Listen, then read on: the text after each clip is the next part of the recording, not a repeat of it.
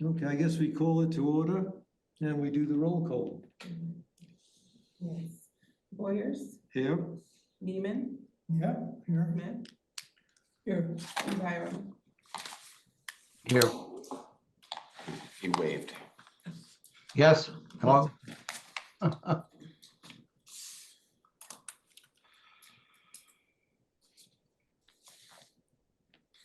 okay, so the,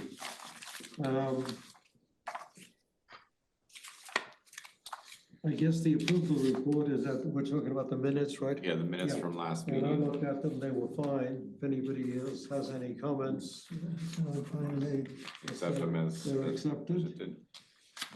Do we have anyone on the members forum? We do not have any members on the member forum. Okay. I don't know, any announcements? No. So we can get down to business, the NetSuite project update. Sure. So where we are in, the big news right now is October 1st, we went live with the field service management piece, which is the phase 2 that brings in all the work order service desk activities. So it is the final piece in terms of what we do up in RPM, and obviously it's the, so the work order desk, we turned on purchase orders with that. We've been waiting for that to turn on the actual purchase order functionality for our third-party vendors. And so we're in the midst of jumping in on that and then using it. And obviously we purposely did October 1st because it is the last piece that would transition away from GenArc, our legacy system. And so we wanted to make sure we could go live before we get into the new fiscal year, right? And so we have a couple months of it to work out the bugs. And so ideally, when we move into 2026, we'll be completely 100% on the NetSuite platform for RPM. So that's the big thing going on right now. We are still working on getting some testing on the potential remote access for treasurers and having view visibility so they can look at their own data. We're still fine tuning some of the internal reports, just customizing, so we're going to continue to improvement on our reporting. The good news is all the financials are getting out on time, and right, so we're huge forward progress. We're also in the midst of obviously all the mutual budgets, and using the new Workday Adaptive platform was also went live this year. That has made the budgeting process 100 times better this year than using the spreadsheets of last year, and it's all synced with NetSuite, so we can sit in a budget meeting with our customers and actually they can query, we can sit there and dig into what a charge was, we can make a change in the budget on the fly and upload it, and they can leave the meeting with a new budgeted report. So, and so along that line with me, Jason Lopez was our open position that I've had that had some turnover over the last couple, year with Bud Baxter and then Daniel Margolis. And so Jason Lopez is my FP&A guy who has Workday experience, and he's just knocking it out of the park right now. So it's great to have that resource. And, Edward and I are getting, every day we're having another budget meeting, and we're about to jump into all the projects of third this week and next. So, you get all the minutes, and that's going very, very well. So a lot of different pieces, but it's, we all knew this year was a big year of transition, but I'm super bullish on as we turn the corner in the next year, all the energy we put in is really gonna, pay off. So I should commend you on doing it parts at a time. I've seen places that decided to switch at completely at one point and not go parallel. yeah. Disaster. Yeah, and so, we obviously from the audit committee standpoint, we, with the, obviously with the RWC and RPM audit, we will make those audit adjustments into the legacy system in 24 so we can close out GenArc, and then we'll reload those new trial balances into NetSuite. So we'll have a clean new year, and we can actually really move away from GenArc as we move into 26. So things are, there's still a lot, and there's still a lot of continuous improvement we need to make on it. And there's still just a lot of cultural change and people using the system that have never used it. So that's just gonna be an ongoing, user training and learning, but we're gonna turn the corner and create more and more dashboards in the system for the actual job functionalities. So that's gonna be a huge, next step. So things are going very well. Oh, great. It's obviously a little slower than I wanted in some areas, but that's always gonna be the case, so. Any questions or? That sounds good. Okay, don't think we had any unfinished business. I don't have access to the, is there any unfinished business? No, there's no. Okay, so the first item was the recommendation to the board about approving external audit engagement letters. And we seem to have those now. But not too much, a whole lot of chance to look at them. Yeah. We apologize for the very, very late delivery. We've been trying to work with CBiz and get those in your hands and get them in our hands to review. So they finally came through late last night. But Todd, do you want to give an overview of what the contents Yeah, details? so, we actually, obviously this year they do, basically now we're doing 3 distinct activities, which are the 3 engagement letters, right? So we're doing their actual audit, we're doing the tax, right? And we are doing the 401k audit, which we just finished. Obviously the pension is no longer, last year was the last piece of that. So that's good to have that off. And so what we're looking at now is just obviously moving into next year, and I think this committee's had discussion, in terms of at what point we potentially go out and look at another audit partner and stuff like that. I think we've also discussed, with CBiz, knowing everything they do in the new system and everything else, it makes a lot of sense to continue with them for 2025, to do the work for 2025. And then I think this committee can start talking about what that looks like for 26 and 7. Their amounts came in, they weren't, we're kind of coming off our long-term agreement with them, but you saw, and unfortunately, I can't pull up there's a letter, I don't have lots, but I think the audit itself at 85,000 is pretty much right on line what we've done historically.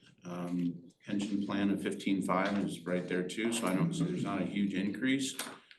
So from my perspective, we've had some hiccups with CBiz this year. They put on some new people onto the account, which I've had some frank conversations with them that also, even though we were delayed, slowed down the delivery of the audit even further this year.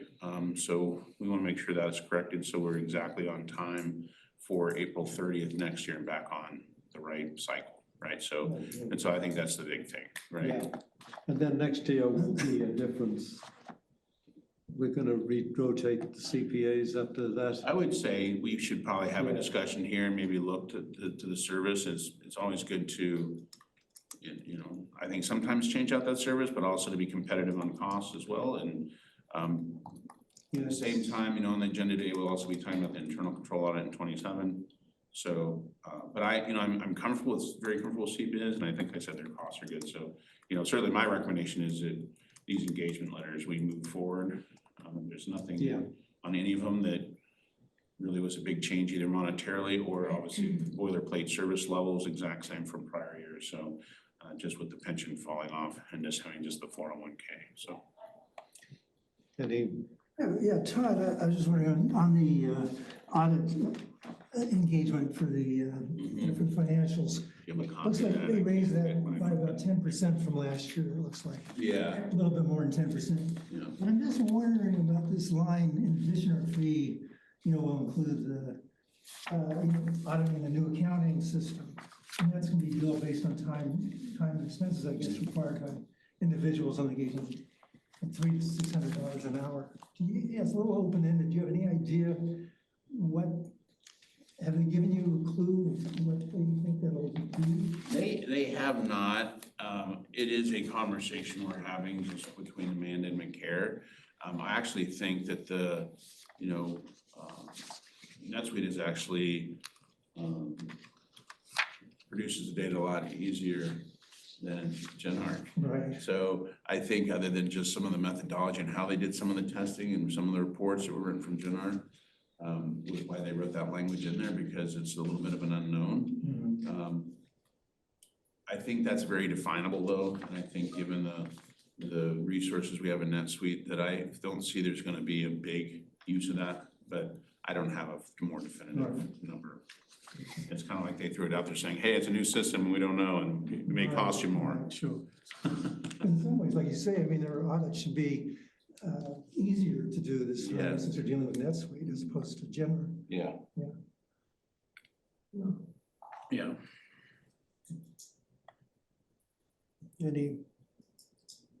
Okay, so I guess the question is, we vote to make the recommendation to the board. Yes, we're looking for a recommendation to approve the engagement letters as presented. I move that we recommend to the board that they accept this engagement letter. Second, Yes. Boyers, yes? Vicky, Neiman, Yes. Ring, Smith. Yeah. Bolin, and Byram. Yes, I'm sorry. yes. He waived. It's unanimous. Okay, I guess the next item then is the timing of the internal control review. And I guess that's you, Jeff.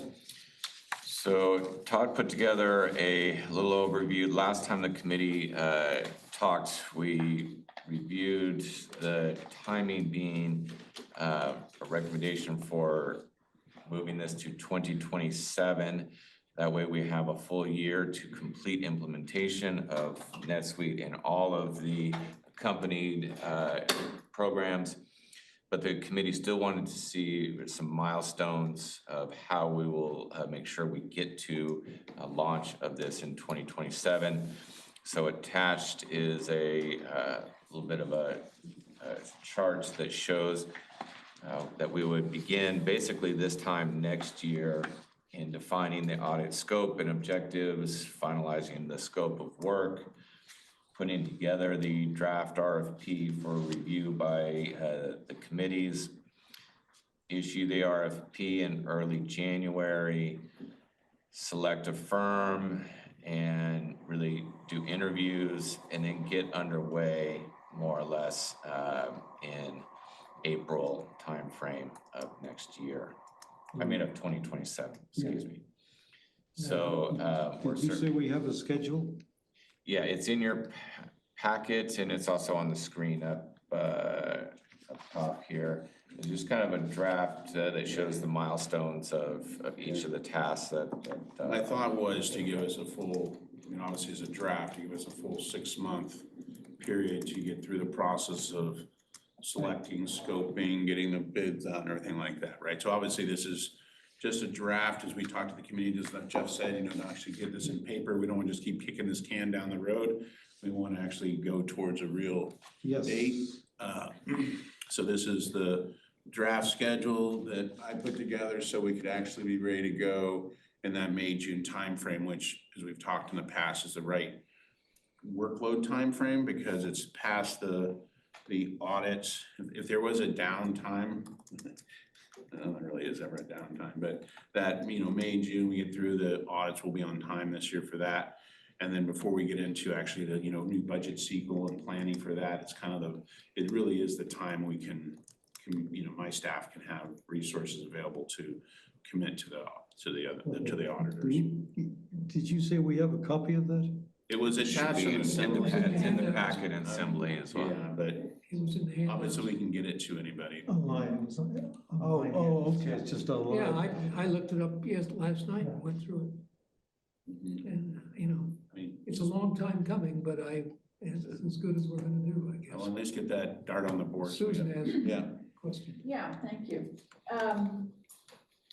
Because this has to be included in the 2027 budget, the cost for the internal control audit, will we have enough time, or how will we get that estimate to be in the 2027 budget, which we talk about in September, if we haven't started to go out for the scope and the RFP and all of that till after we've approved, we have looked at the 2027 operating budget? The answer to that is you're gonna have an estimate, right? And to have a final number, we'd have to pull the schedule up, which obviously we can talk about, right? But I think we can get a pretty solid estimate of what we would expect by doing some preliminary discussions with a few of the firms that we're familiar with and are familiar with our operation to at least get a sense of what the budget parameters would need to be. We knew what the last one was, and Yeah. over inflation, you can't go too far off. It was an external. I think the only change the last Was one. the that next included- previous We review of had an it? approved budget. But we had an for- option. Oh, we had the budget, okay, I'm It with was all you. set, but Yeah. then But it died. everything happened that we Yeah. postponed. Yeah. I just want to get it done before I leave the committee. Let's do that then. 6 years off. Wait, when Well, and I- when are you leaving? Huh? When are you leaving? Yeah, in 27, I think, 26 or 27, I'm not sure. We'll make this your opus. Oh, what's that? It's not critical.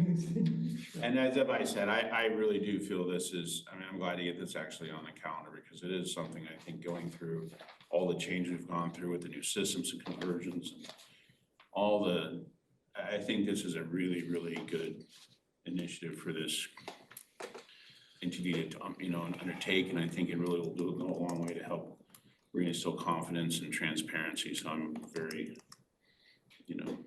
feel very strong that this is something we need to do and it can't slip anymore. I will, Mhm. I'll be very happy if I can send an email to Ben telling him it's gonna Right? actually go in. We'll mail them a copy of it, nice. Yes. Especially once that NetSuite system's, kind of settled in a little bit. Yeah. To have the internal audit after that would be great. Anyway, this is very helpful to have this time. Great. Okay, so let's see, so I guess we have to consider recommending that the board accept the scope and timing for the internal control review. I don't think that's actually a recommendation at this point. This is just for the committee asked that we put together kind of a timeline for your Oh, information, okay. but yeah, we really don't need that action. Yeah, Oh, makes okay. sense. Good. Kind of just a roadmap for this committee to know it's in the works. It's actually moving. Actually on the board, yeah. And more importantly, I have it on Amanda's calendar now. Yeah, yeah. No, that's good. I'll pull it out of the assembly. Okay, so I guess we move to the review of the enterprise risk management plan. So this is something we started to discuss at your last meeting, but wanted to postpone for further discussion till today. We're looking for any additional items to add to the plan or any updates that the committee may feel warranted. We take this plan through all of the committees as well as the board for discussion. It helps kind of guide some of the budgetary decisions and some of the priorities that we do to make sure we're addressing various significant risks to the health of the organization. This is in your packet if you've had a chance to go through it, but I'll just quickly go through it, the kind of the highlights of it. And then again, stop me at any point if you do have additional comments or questions, or if there's areas not covered that you'd like to see added. This document's been around for a while, so some of these items we've done quite a bit to, and some still are in the works. The first one would be a deadly pathogen or something that impacts our trees and our landscape that could go through the valley. Something that we're monitoring and pay close attention to. It was a little bit higher risk, especially during the drought period. So having adequate water supply during droughts was also a high priority.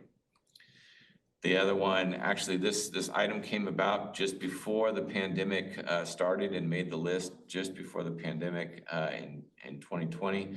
A deadly pathogen was kind of a, yeah.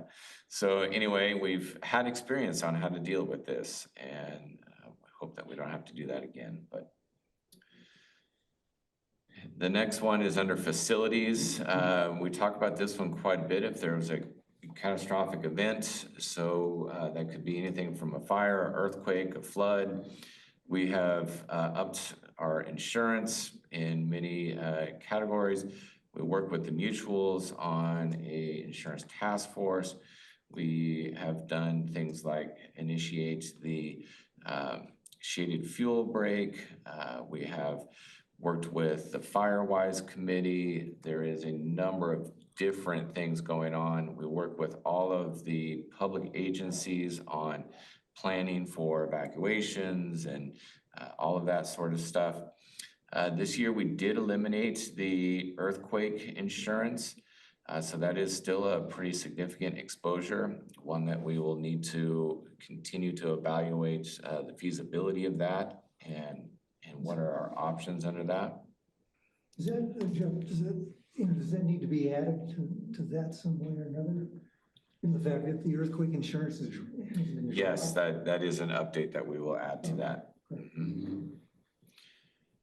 And then business continuity, if we did have a major event, our ability to continue the operation of the organization. So we have developed a business resumption plan. We have done some increases to our insurance in this area. But this is something that also we need to get back on and do some updating to that plan and formalize it a little bit more. So that is on the to-do list for sure. A comment on that if I could. Yes. I don't know how this fits in exactly, but you know, with NetSuite, it seems like now that like everything, we have so much of our, you know, financial system and our operating system in the cloud. It seems like in the case of a business continuity disaster, you know, like that eliminates a fair amount of risk. You know, on the other hand, you know, you have, since everything's in the cloud, we're depending on the cloud. When NetSuite goes down, we don't have We need the cloud. Well, we just saw a big breach with the AWS services and because so we're forth. so dependent on them now. So I don't know what, you know, so it kind of goes both ways. And I don't know how you would include that in this business continuity, but it seems like it impacts it one way or another. Well, that could be something that we add is if the cloud-based servers and services are interrupted, how we would access. We do have our backups. We have our redundant systems in Vegas. So we've taken some steps, but this is more also if we don't have the infrastructure here to deal with, you know, but being able to work remote now Oh, but compared you've got a to, backup system going also. Oh, then that should, I mean, unless everything goes. But now if we lost the infrastructure, we're less risk. We have less risk now because everything's in the cloud, I guess. Yeah, and we do also, yeah, so we have, the backup is a lot better now, so in the cloud, we have, like, to your point, we're not tied to this physical location for any type of data. Yeah, no, that's a biggie. okay, so the next one is more financial, capital availability, lack of affordable capital to fund non-discretionary projects. So we've taken care of a little bit of this in looking at our 10-year plan within the capital. We've started to build and continue to build the reserve within the capital budget, and then just increase the the membership transfer fee. Under financial, again, we have coupon payments. If there was a material disruption in coupon payments from mutuals due to a catastrophic event. So this is where we've added our business interruption insurance to help fund us for a period of time, hopefully until things could stabilize. But this is also an exposure. Membership transfer fees, significant reduction in membership transfer fees due to market conditions. Well, we're kind of in that trough right now, where over this past year, market conditions for housing, not only within Rossmore, but nationwide, have seen a tremendous dip in sales. We are impacted because people on the outside, you have to sell a home in order to be able to move in, especially now when things are all cash. So this is a concern, again, building the fund balance within the RWC capital fund is been important, maintaining that and continuing to build that. Could I ask something on that? You know, now that the facility and property maintenance has been transferred, where its funding sources is are the transfer fees. Yes. I'm just wondering, should that risk to operations be, included in there? Risk to being able to maintain the existing infrastructure, we can add a note about that. Yeah, because I'm not sure exactly what the facility and property maintenance, what it entirely consists of, but it sounds somewhat operational, I guess. So it just, I know that was transferred just recently. And if fees go down, then I'm not sure what impact it would have. It seems like that it's an increased risk, I would believe, Okay. Whereas, capital projects can just be put on hold, but that sort of thing can't. And I don't know how we would address that under if this. fees really went down. Under this category, if we can just add a note about the facility property maintenance. We can kind of build off that from there. Yeah, that's a good point. Another risk factor under the medical center, this is a item that came up when initially the tenant, John Muir, moved out of the property that we own across the street at 1220 Rossmore Parkway. And then the property was listed for sale for a period of time and then taken off the market. Really what is the future of that building? It is actually back on the market, and the board is looking to sell that property here, hopefully over the next few years. Financial internal controls, we just talked about that, and the need to maintain internal controls. We're going to do the internal control audit here in 27. Sure there's anything to add there. Lack of reserves in the trust fund. We've talked about that a couple times in different categories, but the Finance Committee and the board have committed to building the reserve to 4 million, and now there's discussion to maybe continue to build that by adding 250,000 a year to that reserve. Insurance and mortgage, we've kind of experienced this for sure over the last many years, and that's the escalating cost of insurance, the lack of coverage, the impacts to the mortgage industry, and our ability to provide full coverage. There has been some leveling off in the marketplace, but still we are not able to obtain full replacement value coverage. There's listed here as steps to retain our initial risk layer and base coverage on modeling instead of just full replacement value. So we try and target a 1 in 10,000 year event as our loss coverage. And then we need to continue lobbying efforts and work with other communities of similar size and scope to lobby towards reform within the mortgage industry. technology and finance, governance, risk and compliance, technology tools, lack of automation in RWC's risk identification and control monitoring process may lead to inefficiencies and oversights. Well, the implementation of NetSuite is certainly a huge step in moving forward and making sure that we are keeping our systems and everything updated.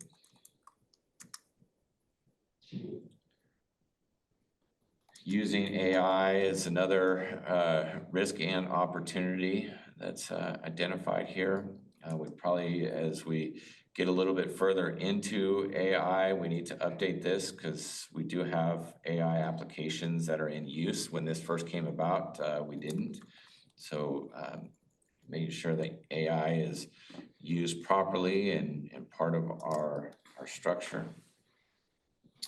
Computer vulnerability and obsolescence, again, making sure that our technology infrastructure, this might be another place where we add what happens if the cloud bursts.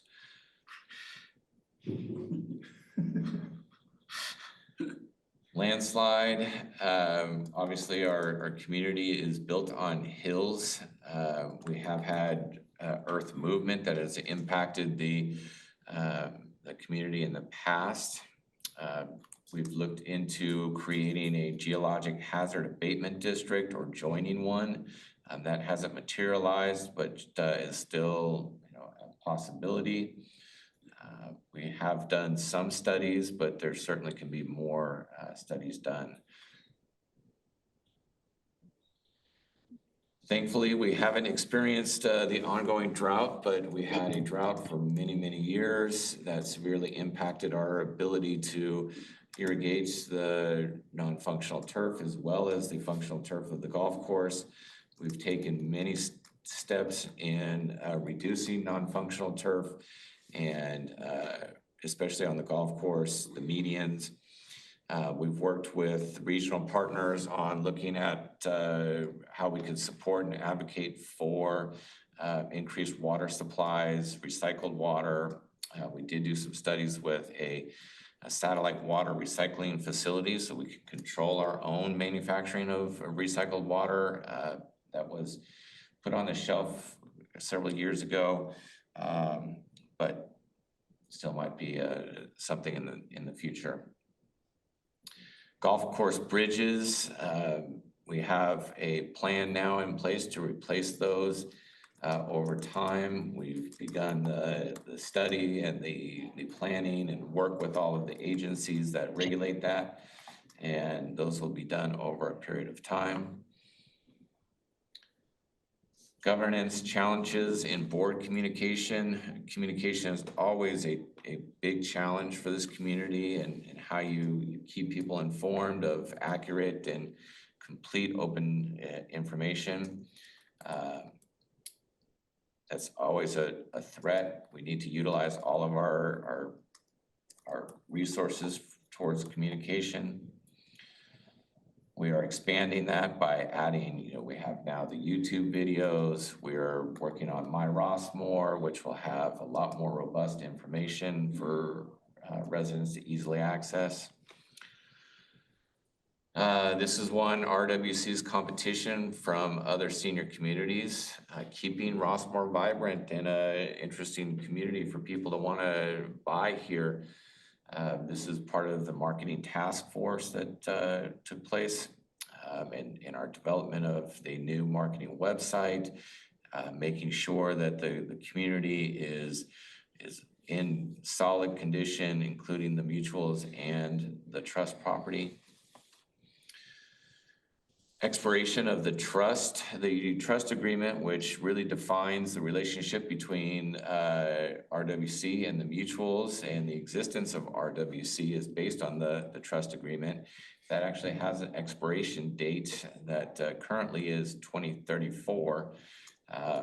We need to make sure that we address that and remove the expiration date so it is valid in perpetuity. But if that doesn't happen, that's certainly a threat to the existence of RWC as well as the relationship with the mutuals. Lack of board succession. This is just making sure there's always people willing and able to serve on boards, whether it is mutual or RWC, and on committees. This is community is reliant on self-governance, and that needs to continue.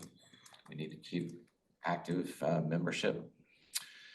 Governance and strategic planning. We want to look towards making sure we are evaluating and looking towards the future at all times.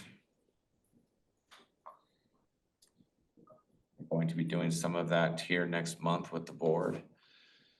Human resources, compensation. We have a compensation management system that we have been maintaining for quite a while, but we are in a different environment in terms of recruitment and retention of employees. Ever since the pandemic, the workforce is a different style of workforce than we've ever dealt with before. So making sure that we stay competitive and keeping positions filled.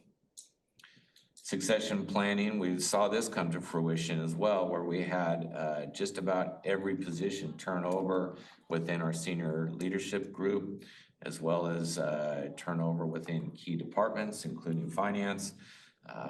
So succession planning, we have done a lot of steps to help bolster this, creating a little bit more of a tiered environment within our different divisions. So we have opportunities for employees to move up, have people in the wings when critical positions become vacant.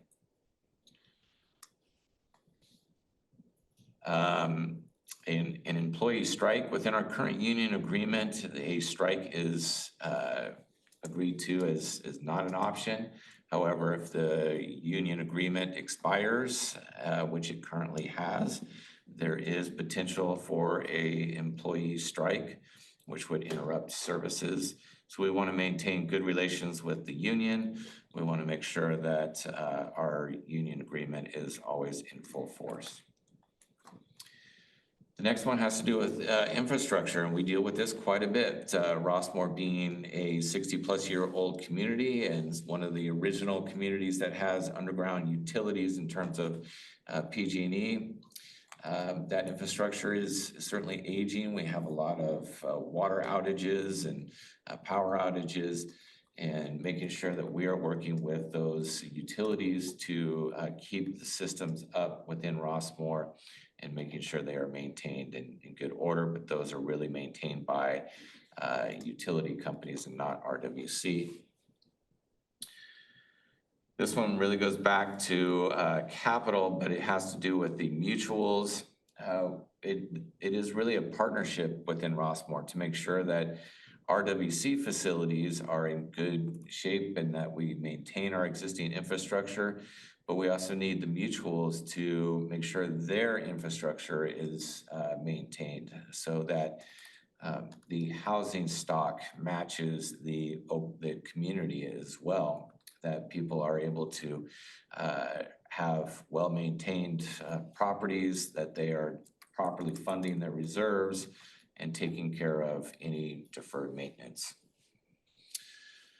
Board leadership within the mutuals. We are dealing within Rossmore. There's 23 different mutuals and there's 19 projects, and they all require elected leadership, and they each are independent corporations. So we are kind of always working with the various boards, and if one board makes decisions that could impact really the entire community. So making sure that we are doing adequate training and working with and putting all of the safeguards in place, such as our new management agreement, to try and make sure that the mutuals as well as RWC work together. This next one I'm going to skip because we're going to take that one off. A cyber attack. This kind of goes again. We do experience cyber attacks on our websites, and infrastructure, and it is growing more and more sophisticated constantly. So we are needing to make sure that we are really paying attention to security and keeping up all of our protocols within that. We talked earlier about the redundant systems in Las Vegas, so we need to keep those up. Next category is resident communication. I'm gonna actually skip that one. That's not really a threat. Fire abatement, this goes along. This is a little out of place, so we're probably gonna move this one up under risk or under or catastrophic, but if there's a fire, we talked about Firewise already. We talked about the shaded fuel break and maintaining that. Falling trees, we've seen this come to fruition as well. We have, again, an older community. Some of the trees here are definitely older, so we need to make sure we're continuously evaluating them and taking steps, working with the city that, you know, we can't just take trees out, they have to be approved by the city. But this is budgeted for, and we need to make sure we continue to keep that at the top of the list. We've seen this come to fruition as well under budget inflation, you know, with rising costs. We've seen dramatic spikes in insurance, dramatic spikes in the cost of goods and services that we have to use. We've seen increases in employee expenses. So the quick rising cost of operations, and then that transfers to increases in affordability, which is the next one within Rossmore. You know, Rossmore is not really an affordable community, but those people that have been here for a while, we need to make sure that we're trying to address ongoing increases in the coupon on both sides of the house to address affordability. Lack of civility is the next one under resident population. This has been strained as well under, you know, our current politics within the country, and we see a lot of divide. What's reflected outside the community also takes place within here. So it's just important to recognize it and foster diversity and acceptance of different viewpoints. And the last one here we have is just security. Make sure we're prepared for things like an active shooter or something like that. We do some training with our public safety manager and Walnut Creek PD. We try and do that training about every 3 years so our staff can stay current on that. That is the list. Thank you for your patience as we Pretty through impressive, that, but, actually. Again, some of these, we had some input from the planning committee already, and we're gonna incorporate those into it.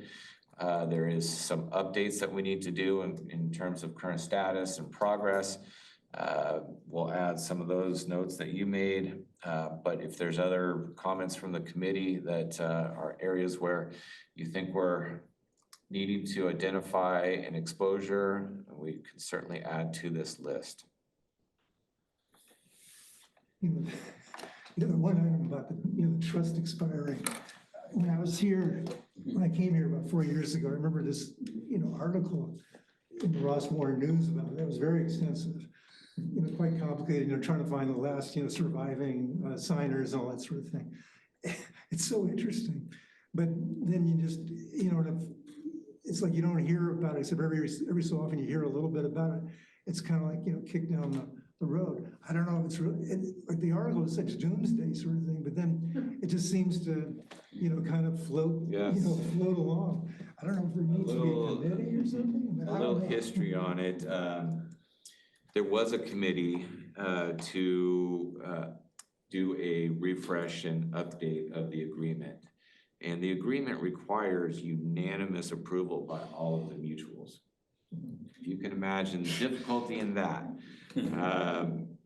And so this committee worked for several years with the mutuals. A update made the rounds through the mutuals. Different mutuals had different interests, so they wanted to get something included in the agreement that then other mutuals or RWC, there was, long story short, it didn't make it. So the next best thing was to find one of the surviving heirs in the agreement, because it is based on a life and being, the expiration, which was originally 2024, April 1st, 2024. Well, it is Appropriate.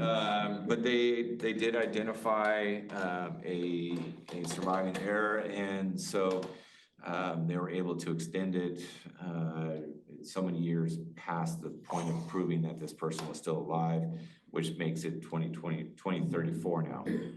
So that's how it got postponed a little bit. So we do need to restart the discussions well in advance of 2034 to make sure that we get it at least the date, the expiration date moved to in perpetuity. And then we can look at ways to update it. You can't go like the Senate with 60%. 100% on this one. Yeah. You can imagine the Senate trying to accomplish that. So. That's great news that they found that loophole, I guess, to move it to 36. Right. I guess because when I read the article, it was like 21. And it was like, Yeah. 2021, 3 years away. So it is definitely on the list to begin working now that we've got the management agreement pretty well squared away in terms of at least the update. We're going to continue working on it, but that was a big hurdle with the mutuals. So now that we've got that, we'll start tackling the trust agreement. I think I just comment that I think that this organization's risk management processes is probably one of the better ones in terms of the way you guys actually pay attention to it. I've seen a few in my day, and this one's pretty well done, I think, in all things considered. There isn't, I can't think of anything that's missed. If I do, I'll mention it. Well, keeping these in front of the committees and keeping the committees focused on, some of these and giving input on an annual basis is certainly keeps it at the forefront as we're doing our planning and thinking about it. No, I just think it's well done, and you guys keep on top of it, and Thank you. and that's, you're to be commended for that. Appreciate it. I agree.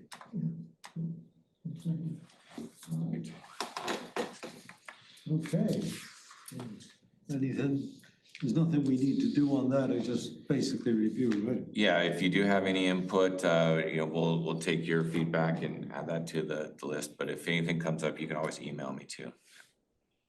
Okay, so the last one is review the 401K audit for the period ending December 31st, 2024, and we recommend approval. Do we actually have that report? Do. It's an attachment in the. 8D2. Oh, that's right. Yeah, I went through it yesterday. I didn't see What was there? anything to be concerned about, but I could have missed it.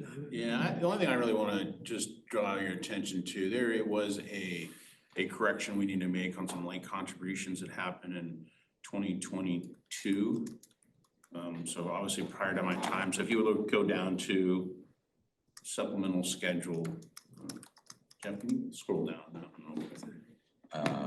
Just all the way to I think it's page 16, it's like the very last page, or you can just look at the note. But so there was some late contributions, $32,000 that on the 23 audit. And just so you guys can remember the timing on these 401K audits, about the same time every year. So it's late in the calendar year, but that's not because we're late, it's just when they actually do this report. Schedule, maybe one more. There, yeah. Is that the excess contributions payable? Yeah, so Balance sheet? transferred late to plan, so we need to correct that. So just so you know, in 23, right? So you go back a year from now, when we're looking at the 23 audit was there, right? We noted it. It did not get, we had Diana coming on board, it fell through the radar screen. So then the last quarter of 24, it didn't get adjusted, right? So 25, it will be adjusted, right? So this is, just so you know, this is looking at 24, right? So I know we're 9 months, we're almost through 25.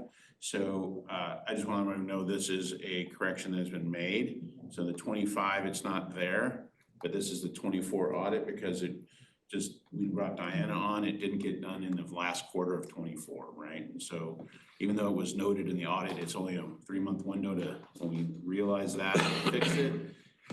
Unfortunately, it fell into this year. So I just wanted to note that that's the only one that looks like it hasn't been corrected. It is corrected and we'll see that won't be there for 25. So Were those contributions, just not accounted for in accounting, but they actually were made to the 401k? yeah, they're made late. So like someone that make a repayment, let's say they took a loan out and then they pay it back and then they didn't get funded back into their 401k.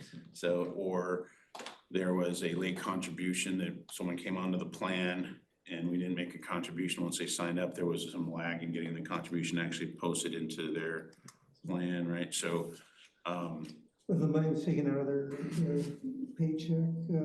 or they took money out and then repaid it and then we didn't get it posted back into the plan correctly. So there are fees, I mean, do they, want, like whatever their increase in value would have been? Yeah, that's the fixed amount that would have made him whole. So there's nothing, like I said, it's fixed now, so. But I can give you a detailed, quick email on it, but, so I just want to let you guys know, I didn't want to go just blow through this. The other big change obviously is we're moving to a safe harbor plan we did this year in 2025. So we did change the type of plan we're using. But you will see all that obviously when we get into the 2025 audit. A safe harbor plan is a little more flexible in terms of how the testing goes. We don't have to have as much in terms of wait on high comped people that put more in and have some of the catch up effect, right? So people that are wanting to catch up, and we have a older workforce, there's a lot of people that catch up. So we were hitting on select employees, we were hitting the maximum and they're over contributing to the plan. So moving to a safe harbor plan is a better plan for us when we made that decision for this January 1st year. But I just didn't want to blow through and look like this wasn't corrected from the 23. It just fell through the radars on that last quarter of 24 when we actually saw that this came up in the audit. But other than that, it's great and it's clean and We have a couple, we're good. these are just, just wondering what these are. So the excess contributions payable, on the balance sheet there, is that one of the liabilities? What page are you on? On page 4 or AD6. Balance sheet. It's just under liabilities. Does that have anything to do with that excess contributions payable? Is that like related to the so we were just talking about, is that something else? The X on page 8D4, the excess contributions No, paid. 86. 86, I'm sorry. Yeah, the excess contributions payable. Under liabilities there. Just wondering what that is. Some people pay too much. Too much is taken out of their check. So that is the amount that I was just referring to that had to be refunded due to the over. So there's a handful of employees that we actually had to make reimbursements to. So they over contributed to the plan. And so when they actually tested, and they did the testing, Mark, when they do the testing, like, you gave too much, you have too much high compensation employees, it overcome in the whole mix of all the employees, they put in too much given the plan population. And so they do a testing on that and they're like, you gotta pay them back. And so those are actual, so that 23 amount and then going to 24, it went up. The 23 was basically refunded. right, in forms of checks. Then we had it again this year. That has now been refunded as well, but also that is why we moved to a safe harbor plan. So that will never happen again. Is your payroll, do you use a payroll service or is it all through internal? All through, well, it all goes through our use of Paylocity, but Empower is our actual 401k provider. So the actual, all the retirement, the 401k plan sits with Empower. I mean, the paychecks themselves. Yeah, Like, are they, who produces, the actual payroll? Is that through? it's through, well, we have a payroll manager named Diana, sorry, but we use Paylocity as the software that processes. So you're using internal software? I mean, External, like ADP or one of the big payroll services. But it's produced I internally. mean, some of you give But it's them- produced internally, yeah. Oh, produced internally, okay. I mean, we run, So do her you- full-time job. She's the 'Cause I mean, most well-loved employee because she makes our paychecks happen. So in excess contributions, I mean, that should be a pretty easy thing to fix, I would think. It is fixed, Yeah. but the only way to actually fix that is to move to a safe harbor plan where you don't have that testing, or you're excluded from that excess contribution. So there was 8 people that we had to send down and say, hey, you're getting a check back, which, and they're all, in that test bracket, not to name any names, right? But, and so the amount, because more and more people are contributing to the plan, we've had a bunch of staffing changes, more full-time people, more people are in the plan. That's why the number of those employees, but it is for the most part, the same employees. And we kept hitting that problem. So we changed our plan so we don't have that problem anymore. So. Right. Mhm. Now, the other question on this is 8G-7, so this is the statement of changes in net assets. I was just wondering, the rollover on the contributions, I was just curious what that, the $2 million there under contributions. There's participants and employer, and then there's the rollover. Does that have anything to do with the closing of the pension plan? Or where does that come from? Are people just rolling over from other plans? Yeah, so that's money that is rolled over from other people's plans that are put into the plan. So if they come in and they want to put we hire a new employee and they want to put their retirement plan in. If the terminated pension plan, they're going to something, they want to put their money in from the defined pension plan roll it over into our plan. So those are all dollars that have rolled over into the plan. So that would be pretty much all new employees, right? If they have something that they want to roll. Yeah, no, but I mean, it would only be new employees Right. doing that, yeah. Because the old employees had the choice. Where those are actual, the participants and the employers are, obviously the participants obviously is their piece of their paycheck they're putting in. The employer parts are match, the rollovers, those other third-party accounts that they're putting into the plan. Because most of the people that had the defined benefit plan, I mean, they had the opportunity to go into like an annuity. I mean, that. Yeah, or get a lump sum. Yeah, so if they didn't want that, then I guess they could roll it over to this if they wanted. Yeah, I mean, That some was of an them, option. yeah, and some of them chose to,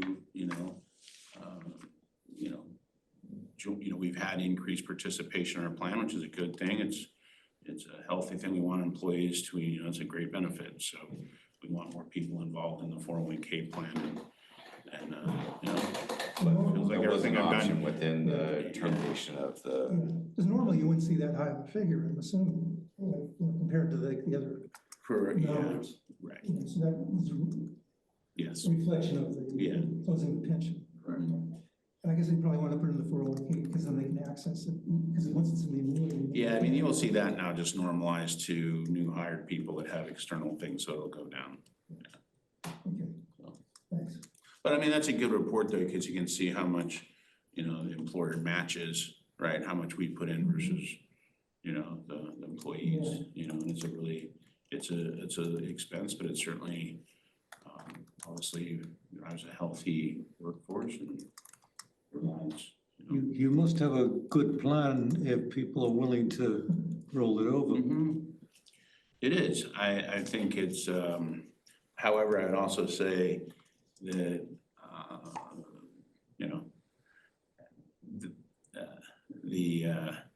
there's also a lot of, people don't really take what their investment pool is, that, there's a lot of educational opportunities still out there and how you educate them, what fund they pick and, A lot of them just look at like, you know, a 25-year plan or something like that and not really digging it. But we want a lot of participation. We're gonna continue to educate our employees and have some more town halls with Empower and our new front partner in terms of speaking to the different options and investment opportunities, and both, you know, obviously in English and Spanish. So we can really continue to educate our workforce on the opportunities of the 401k. Is there an employer match up to a certain percent? Mhm. You know what that- Yeah, so the, if you look at the audit, I think it's on page, It's a 3%. it's 3%, I was just gonna look at it. Initial contribution and then an additional 2% match. So up to 5% if the employee puts up to. That's pretty good too. Yeah. Yeah. Right. Any other questions on the 401k audit? So we are looking for a recommendation on this one to the board to accept the 401k audit as presented by CBIZ. I'll propose that, and we accept that. I'll second. I'll second that. You'll third it. Boyers, Yes, Neiman, Yes. Smith, Yeah, votes unanimous. Byron doesn't, he doesn't vote. Byron, yes. He's, Yeah, I think we were including Byron. Byron. Yes. Sorry about that. Yes. okay, unless we have anything else, I think that was it. I guess the meeting's adjourned. All right, thank you all for hanging in there today and